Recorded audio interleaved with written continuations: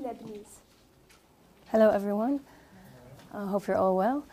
My name is Rula Tawil. I'm Libanese francophone privé, commonly known as the Lebanese French School in Dubai, as head of English, and I also teach English at the upper secondary levels.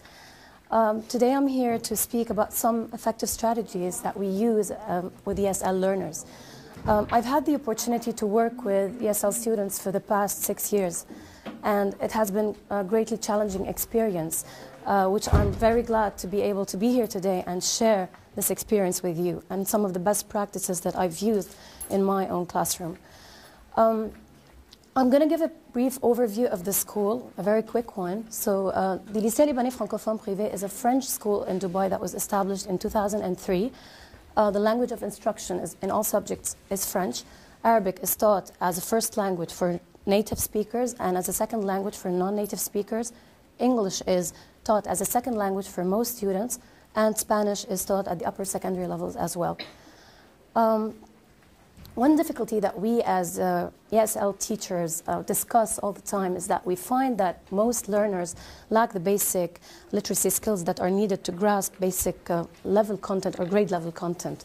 And we find ourselves striving to help those students become fluent English learners or speakers. And we find ourselves in need to help those students in a way or another.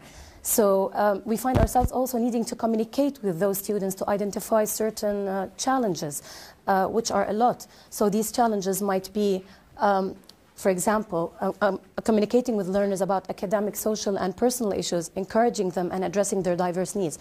I'll get back to this later on, but I'm going to give a brief overview of our curriculum and English in general. So English starts in grade 3 at Lycée. The curriculum is based on a thematic multidisciplinary standard-based curriculum.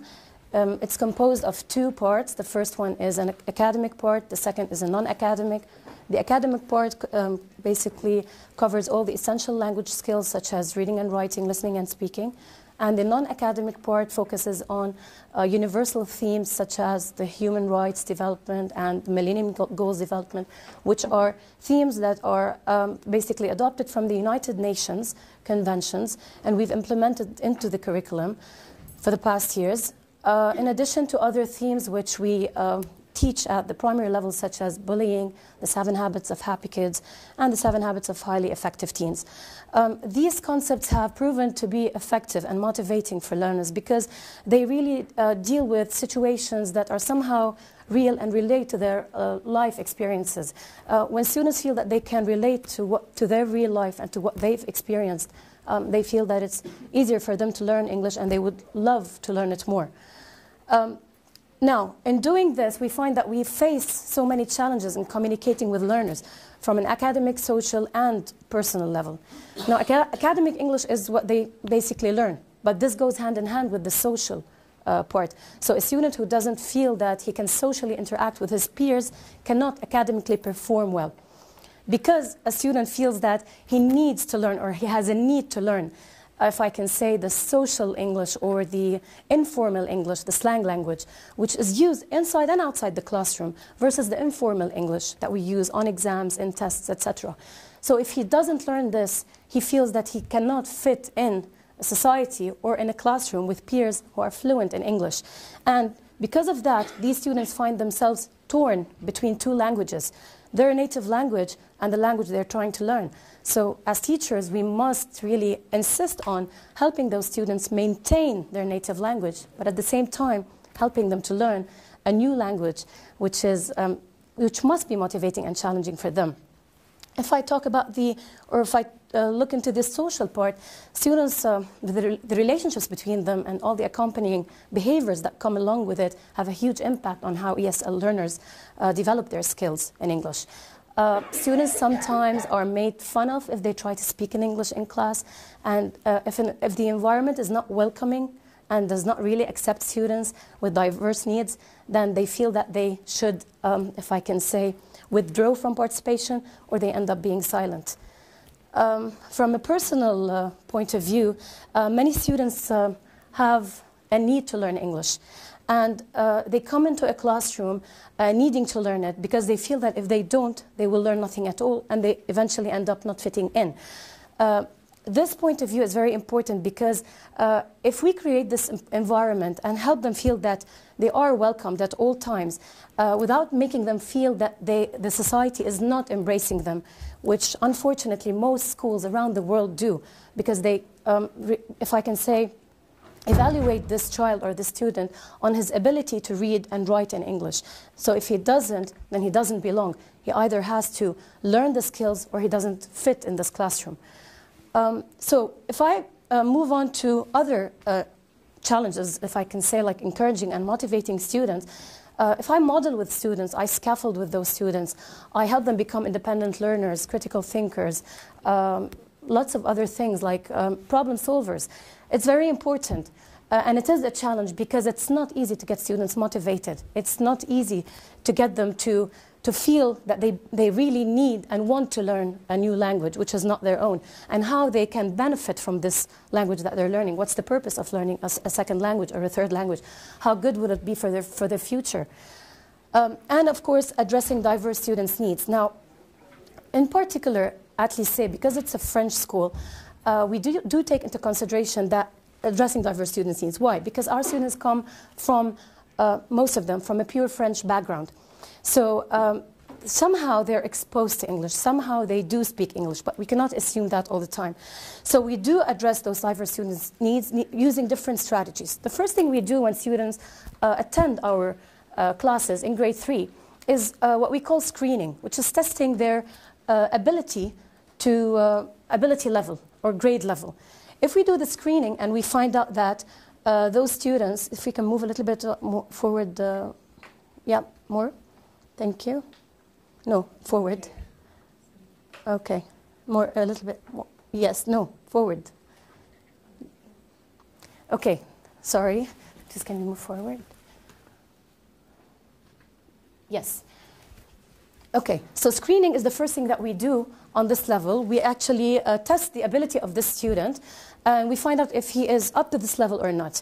If we decide that he's not up to the level, we move on to diagnostic testing. Diagnostic testing is very important because it basically tells us in which group the student which group he should join or not.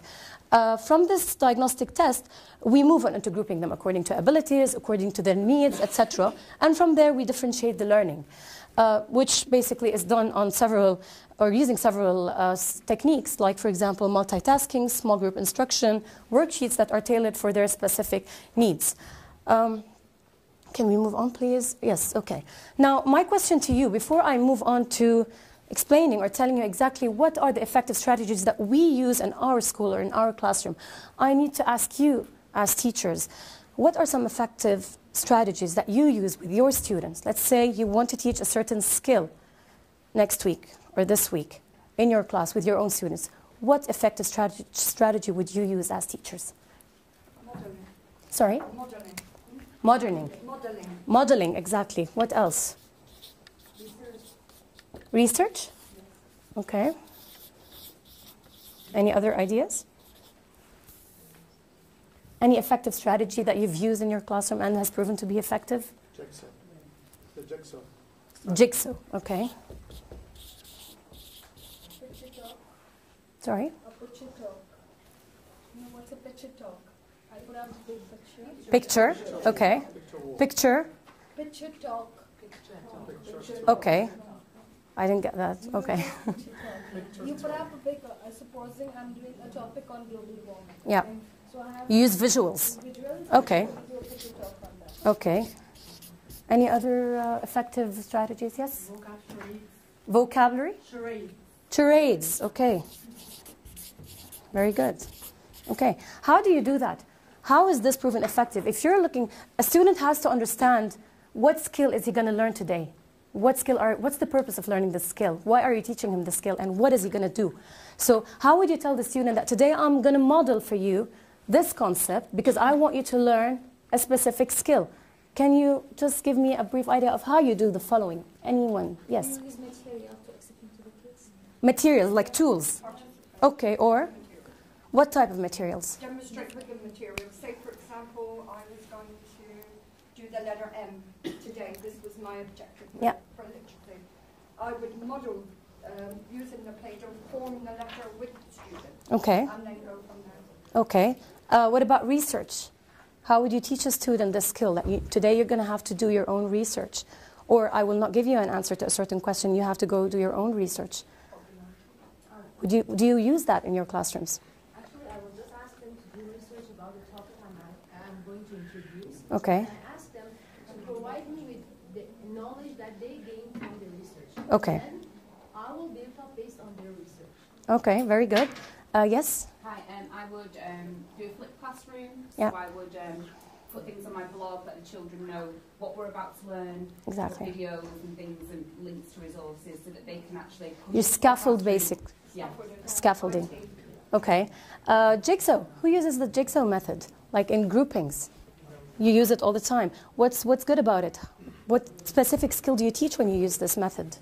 Teaching, if the content is, you have limited time, then you can speed up the whole thing. And it also allows students Interaction. to interact socially and then develop different types of skills and they become Sure. experts in one. In what they're doing. How good are visuals in our classrooms? Why do we use them? I have to say that so many students we have are visual learners, auditory learners, we have kinesthetic students. Yeah. So I do depend a lot on visuals and charades because I have students, after I analyzed, I found that they learn better when they see. Others, you have to involve them. Exactly. So I thought that charades are good for the kinesthetic. It's so students. true. They have to move, It's so If true. they're sitting in their places, they never learn. Exactly. Ask them to go just act out the way and they're like all over the place. Mhm. This is why I feel visuals and charades are very good for visual and kinesthetic students. So true. Charades are also very important. Why? What do they trigger? What do charades trigger in our classroom? If I have a classroom where I have mostly passive learners and students who don't really participate, what do charades do? To be honest, I feel it's the highest level of Bloom's taxonomy because Yeah. if you look at the taxonomy itself, Exactly. the highest would be the evaluation. So they start And it's like they're evaluating. evaluating what they have learned to reconstruct the idea. Very true. Very true. Yes, all of these are effective strategies that we use in teaching English. But how about if we are going to teach ESL learners who are in grade 3, which are beginners, okay? So probably they've been exposed to informal English in their lives, and probably because they live in Dubai, we expect them to understand a little bit of English. However, the obvious is not always true. So let's take a look at some of the strategies that we implement and use in our classrooms and that have proven to be effective. Okay.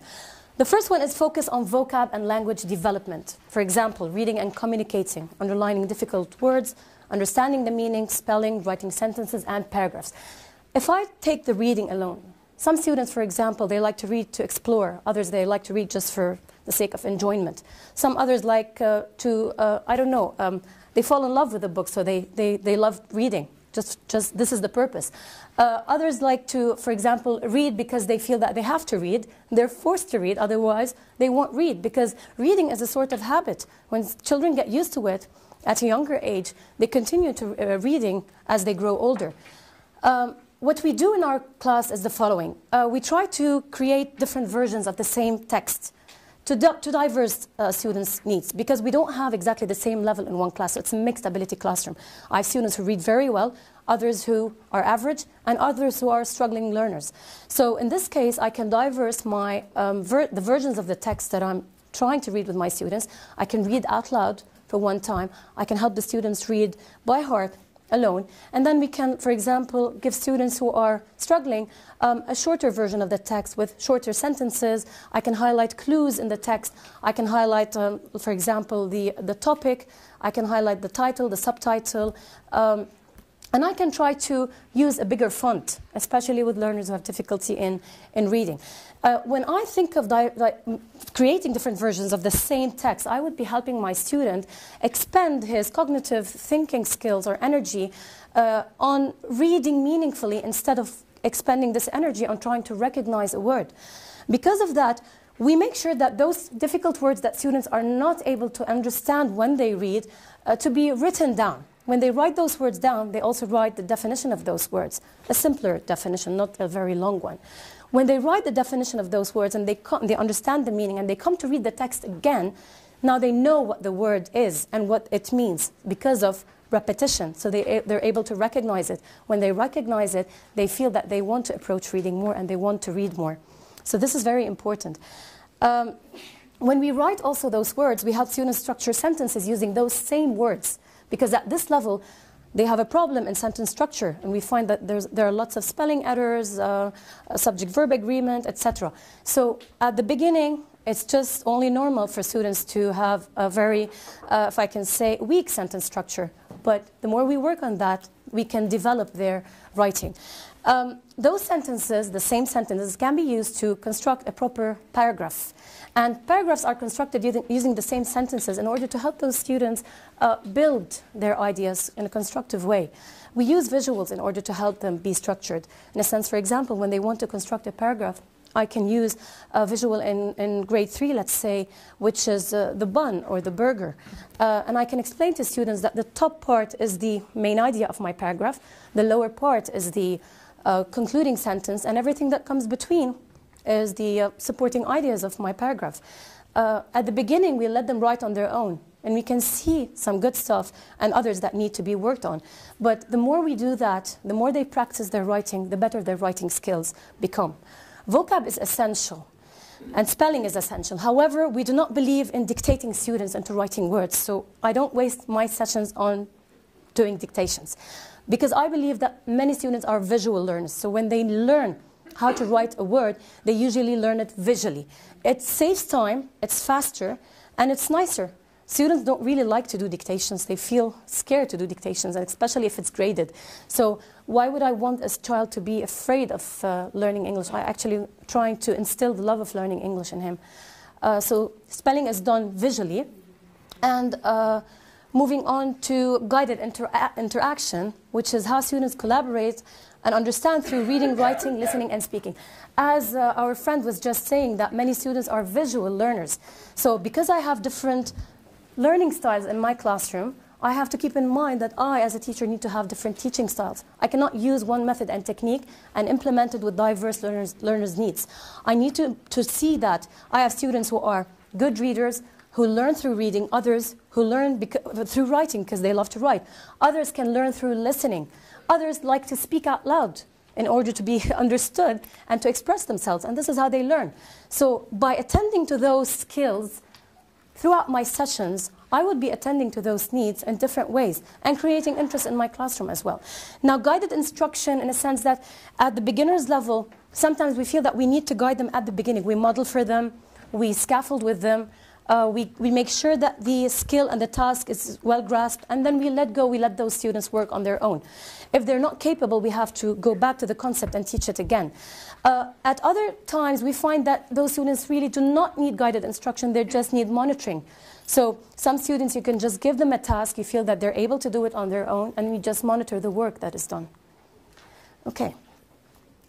Metacognition and assessment, this is very important because many times, or how many times have you gone into your classroom wanting to teach a certain concept to find out that most students know the content by heart? Never? Never. Well, it happens, and it happened with me. It's very important that when you come into a classroom wanting to teach a certain concept, you understand that many students, they have or they possess this concept, and they understand this concept very well. Others don't understand this concept, and they don't possess the skills to understand this concept. So keeping this in mind, I would be, as a teacher, I would be helping myself understand what students know and what they don't know. And according to that, I build up my lesson. Through assessments, I can find out what they know and what they don't know. Worksheets, any sort of extra activities that can help me retain information regarding those students' abilities. And at the same time, I would be actually involving them in the learning in a sense that asking them questions about what they know. So you can just throw any question at those students and they can start sharing their own experiences. This is part of metacognition. No, in any class. We do this. We do it usually at the beginning of the class just to figure out if this student knows the concept or doesn't. It's just, yeah. Before a new lesson, yes. Before any new lesson, before modeling any concept. The present lesson, maybe the previous one, we get the previous knowledge of the student. Yes, this is the constructivist approach. I'm going to get to that later. But for that, we go for the motivation before the new topic. Yeah. But we should not forget, because the learning style is very important. As you discuss about the haptic learner, the adaptive learner, and the visual learner, body kinesthetic. It is very important in teaching learning processes. Because if a teacher doesn't know about the learning style of his children, so I think he cannot... How can you teach if you don't know their learning styles? The most important is that we are having so many learning styles. Of course, yeah. It's so true. What you were saying is regarding the constructivist approach is so true, and we do use it.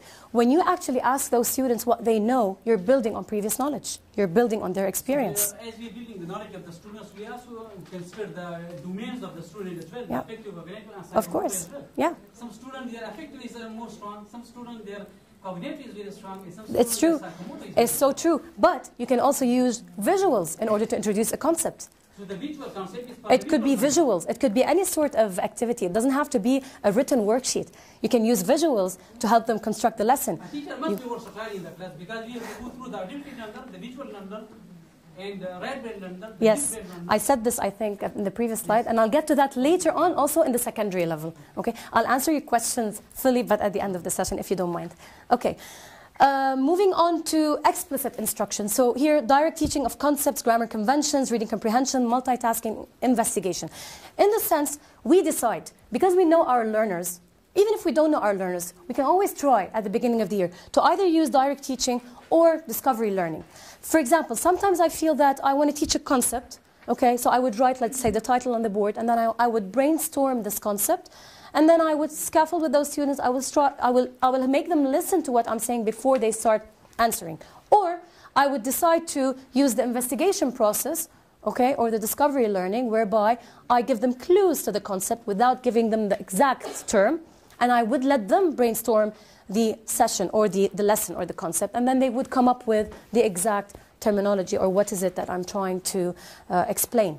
Multitasking is very effective because you would be attending to all students' needs. Those who love reading would be sitting in a reading station.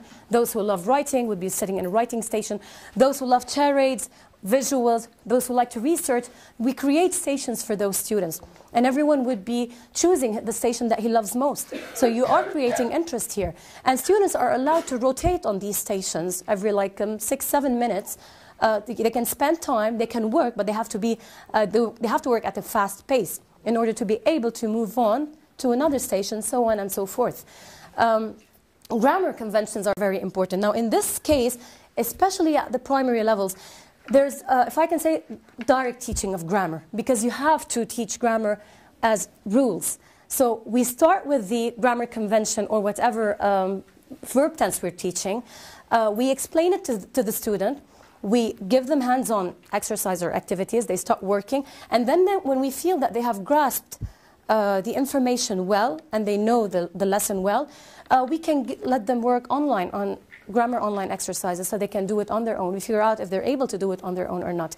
Of course, all of this is assessed at the end. So nothing goes without assessment. Assessment as in short, ongoing assessments. I don't believe in these big exams that we do unless it's trimestral and at the upper levels. But at the primary levels, I'd rather that we do ongoing small assessments where we really find out if this student has understood the content of the lesson well, and if not, should I go back and re-explain for that particular student or for the whole class? It depends.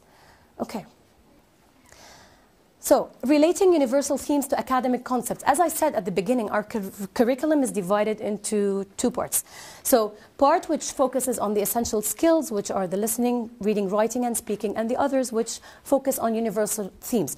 When you integrate those two into one curriculum, you create interest in the student. Why? Because he will be able to express what he thinks about a particular subject. He would be able to tell stories in the classroom. He would participate. He would want to speak out loud. He would feel so, if I can say, enthusiastic to share with other peers what happened with him in his lifetime. So we are relating real-life situations to learning situations in the classroom. And when you put the two together, they have proven to be very effective.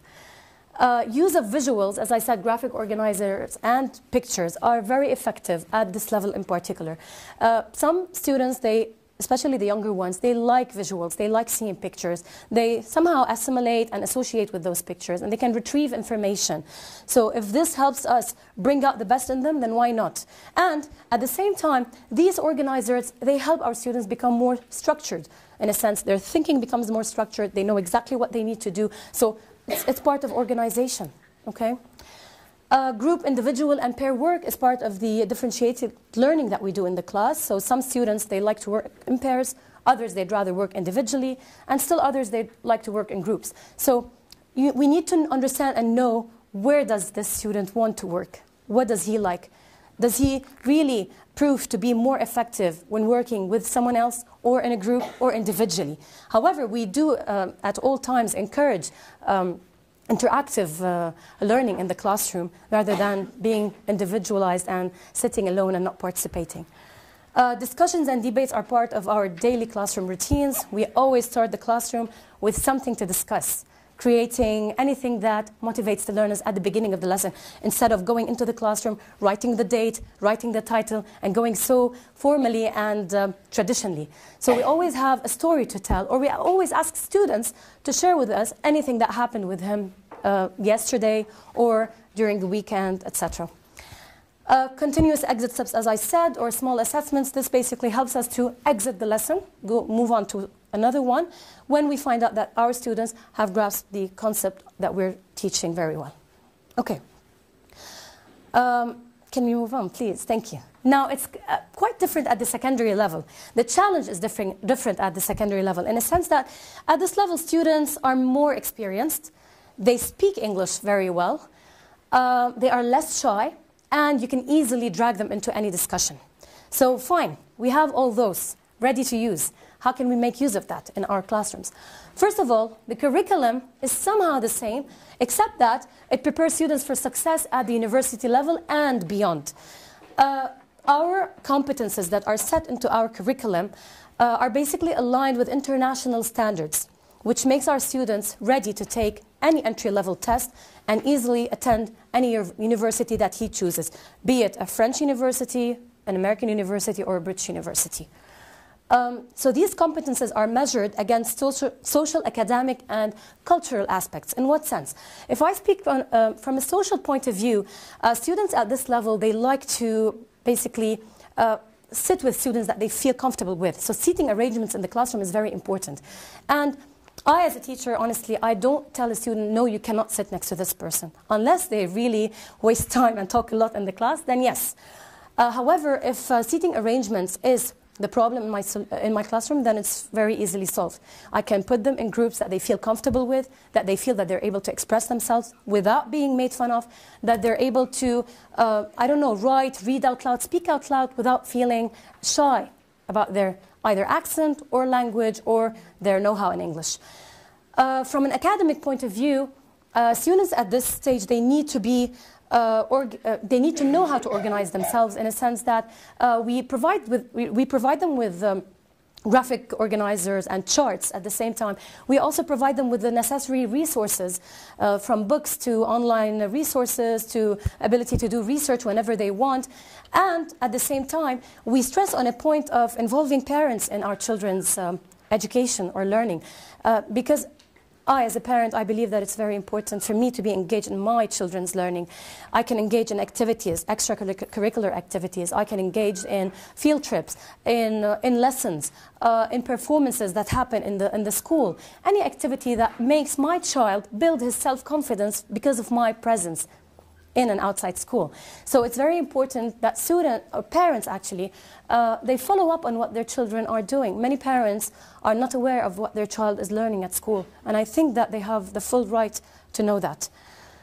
From a cultural point of view, cultural, if I can say, has everything to do with relating with different people in the same classroom. We don't all have the same nationality, we don't all come from the same countries, so we have different nationalities in the classroom, so being able to accept our differences and learn from other cultures is very important. It is part of learning. So learning does not really focus only on dictating, and teaching the essential language skills. There's much more to learning than that.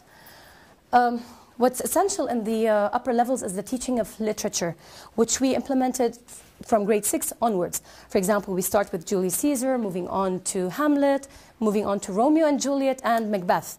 At the upper secondary levels, we have lots of other authors that we also teach students.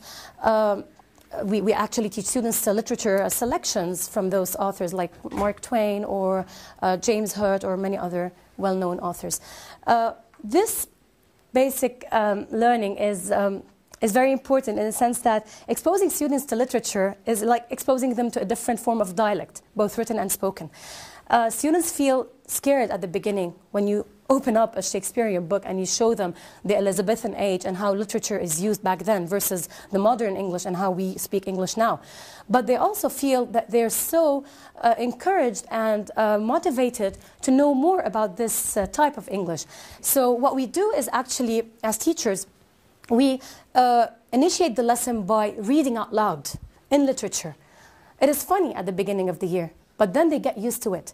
We explain every single line that we pass through and that we read in modern English. We read it in literature, but we explain it in modern English. And then with time, students are able to select any act or scene from any play, to sit in groups, to analyze this act, and to perform it. It is not easy in grade 6 because it's a beginner's level, but as they move on, it becomes very easy for them, and they would actually start asking us to do literature sessions rather than regular English sessions. They really like it. It also enhances their performance skills because students are not only asked to analyze or deep analysis or to critically think or to relate or empathize with the characters, they're also asked to perform the play. So they would select the character that they want, they would select the costume that they want to wear, and they would perform it, and it is part of the grade.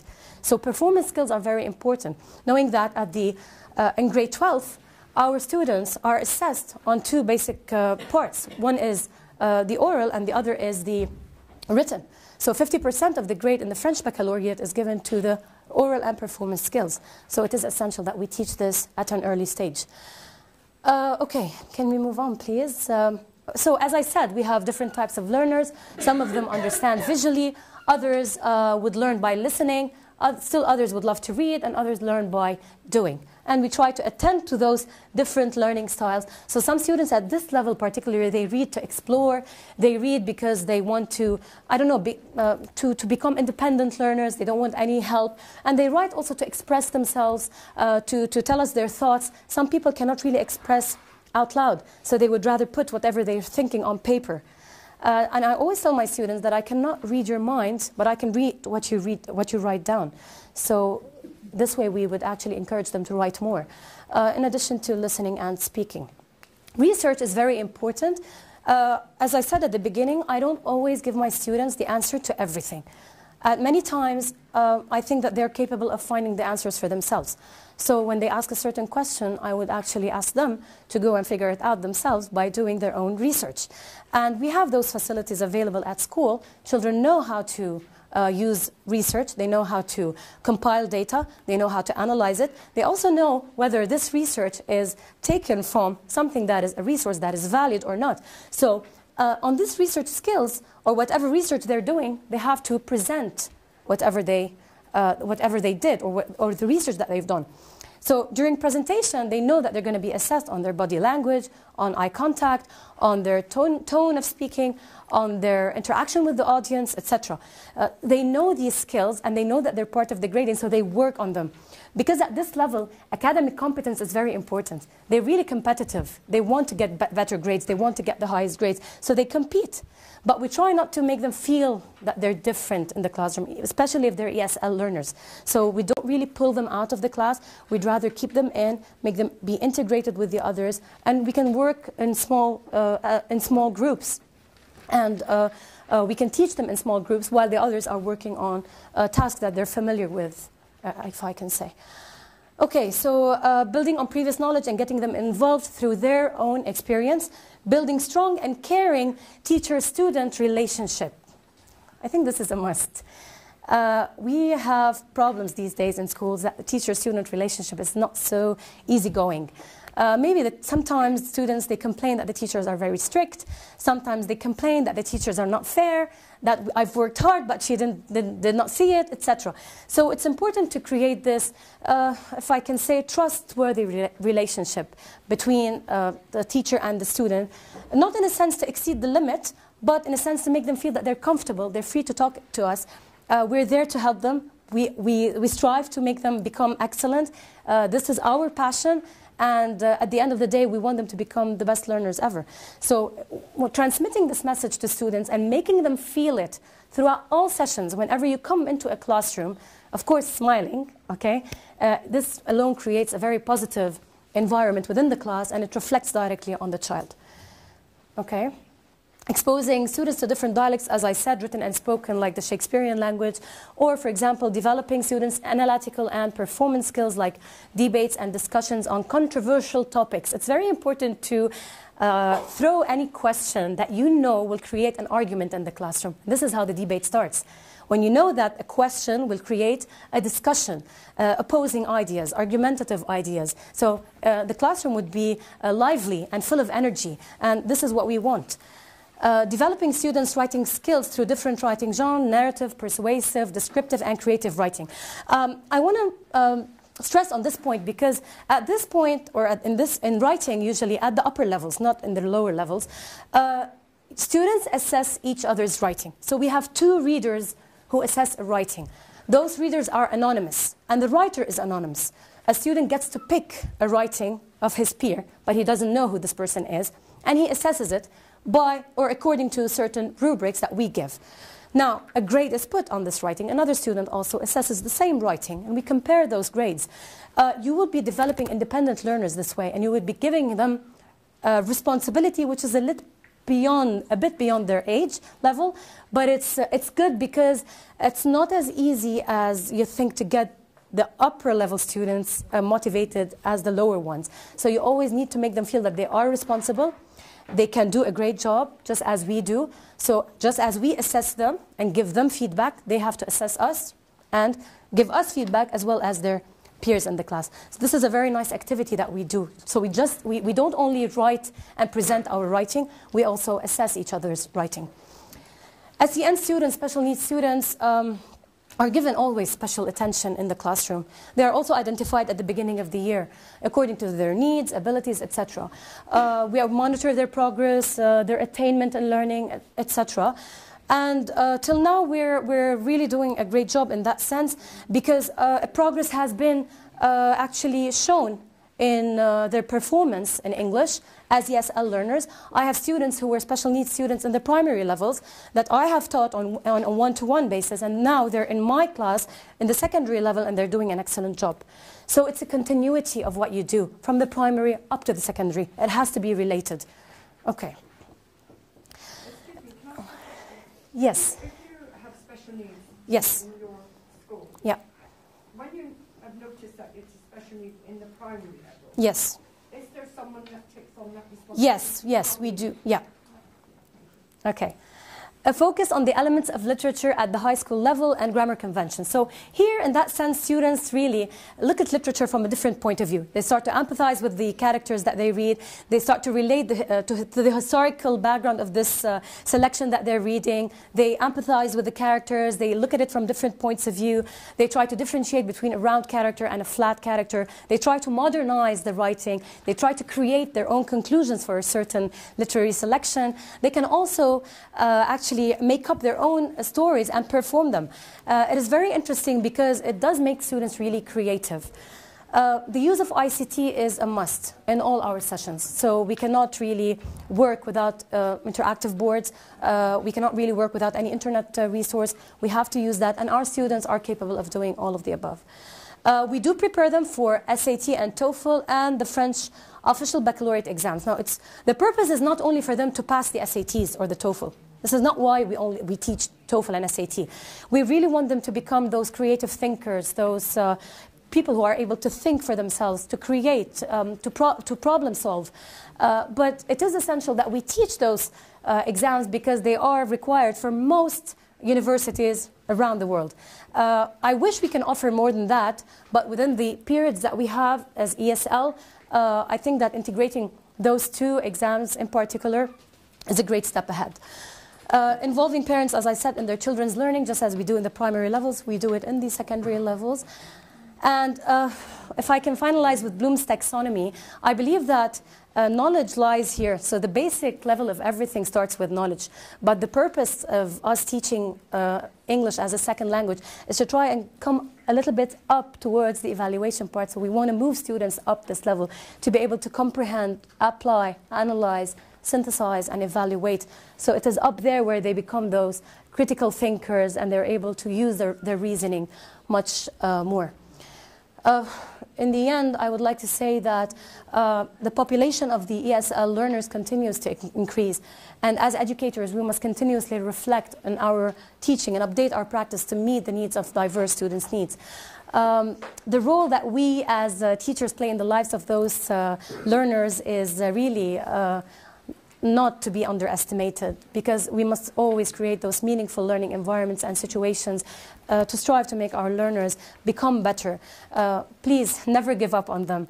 I believe that they can achieve, and they have proven at least to achieve well in my classrooms using those strategies that I have just shown you. So I hope that this was beneficial, and thank you for your attention. And if you have any questions, you can drop us an email at dubaiteachers@hotmail.com.